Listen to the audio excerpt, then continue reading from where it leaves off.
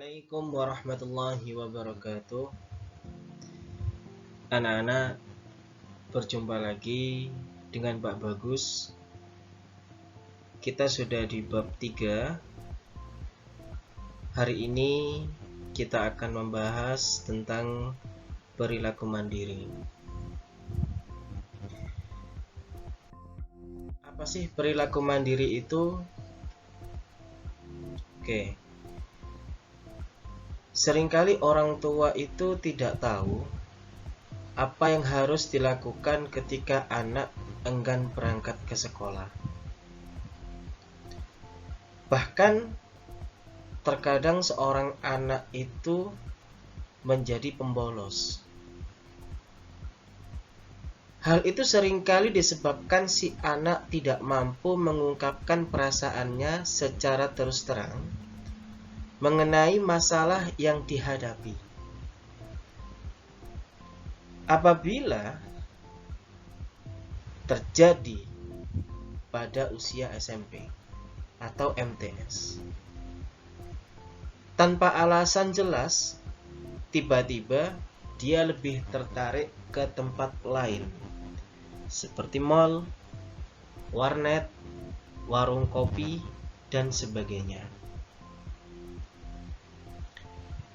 Lalu apa yang harus dilakukan oleh orang tua untuk menghadapi kondisi anak membolos tanpa alasan? Ada banyak hal yang harus diperhatikan oleh orang tua dalam mencari penyebab hal itu bisa terjadi. Misalnya, dengan bekerja sama dengan pendidik untuk mengetahui lebih lanjut tentang permasalahan anak. Salah satu penyebab anak enggan ke sekolah adalah masalah kemandirian. Ketidakmampuan untuk menyesuaikan diri dengan pelajaran, dengan tugas-tugas sekolah, dengan teman-teman, atau dengan guru bisa jadi sebagai penyebab utamanya. Maka dari itu, anak memilih ke tempat lain. Karena dianggap di tempat seperti itu, dia merasa lebih bebas dan nyaman. Bisa melakukan segala sesuatu sesuai kemauannya. Definisi mandiri untuk remaja dan orang dewasa adalah kemampuan seseorang untuk bertanggung jawab atas apa yang dilakukan tanpa membebani orang lain. Kemandirian anak. Kemampuannya disesuaikan dengan tugas perkembangan. Apabila seorang anak telah mampu melakukan tugas perkembangan, ia telah memenuhi syarat kemandirian.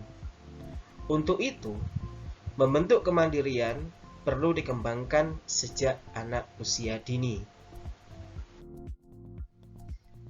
Peran orang tua atau lingkungan terhadap tumbuhnya kemandirian pada anak sejak usia dini merupakan suatu hal yang penting. Mengingat kemandirian pada anak tidak bisa terjadi dengan sendirinya.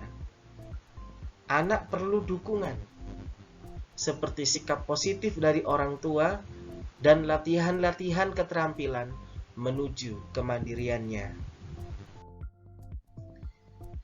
Belajar mandiri adalah belajar yang dilakukan oleh siswa secara bebas, menentukan tujuan belajarnya, strategi belajarnya, merencanakan proses belajar, menggunakan sumber-sumber belajar yang dipilihnya, membuat keputusan dan melakukan kegiatan-kegiatan untuk tercapainya tujuan belajar.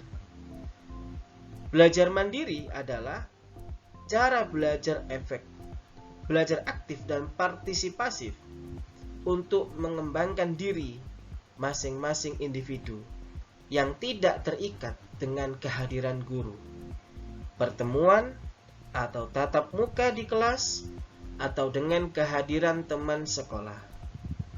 Belajar mandiri merupakan belajar dalam pengembangan diri, keterampilan dengan cara tersendiri, peran guru sebagai fasilitator dan konsultan, Guru bukan satu-satunya sumber ilmu dan dapat menggunakan apa saja sebagai sumber dan media untuk belajar.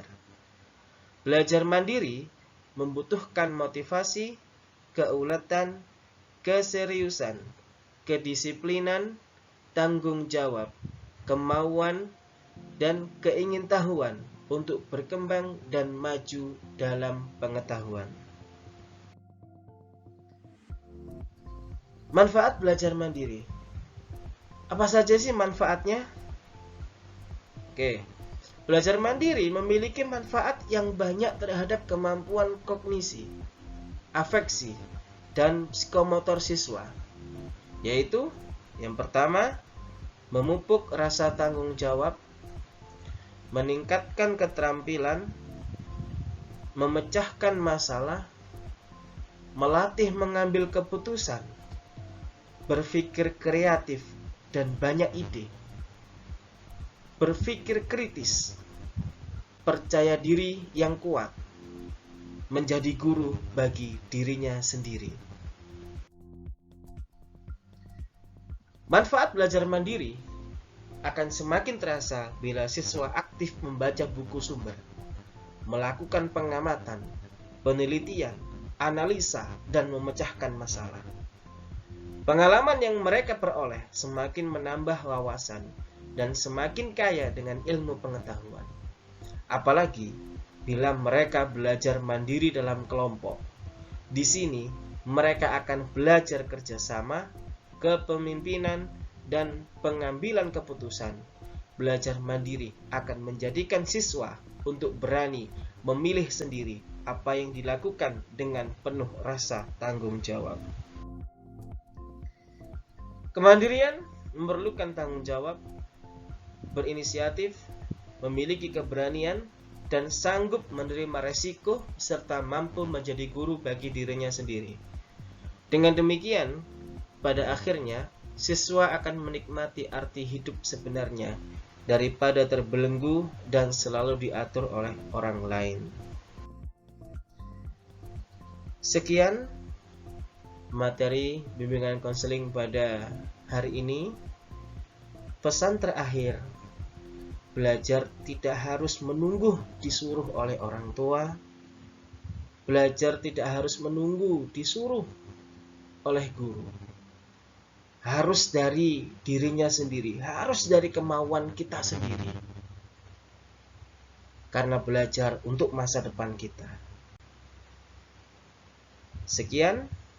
Wassalamualaikum warahmatullahi wabarakatuh.